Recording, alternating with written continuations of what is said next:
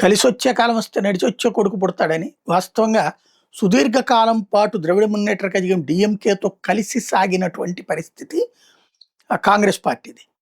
ఎన్ని Congress party DMK నాశనం చేయడానికి చాలా ప్రయత్నించింది.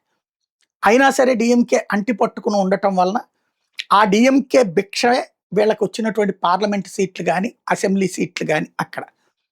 అయితే ఇప్పుడు కాంగ్రెస్ పార్టీకి సంబంధించినటువంటి రాష్ట్ర నాయకత్వం విజయ్ వెనకాల ఊగుతోంది.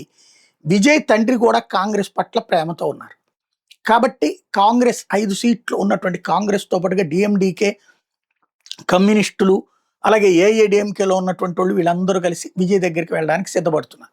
ఇది కాంగ్రెస్కి వరం, విజయ్ కాంగ్రెస్కి ఇస్తున్న వరం అనాలి. ఎందుకంటే డిఎంకే కూటమి ఓటమితో ఇక అక్కడ కాంగ్రెస్ పార్టీ పరిస్థితి అయిపోయినట్టు అయిపోతుంది.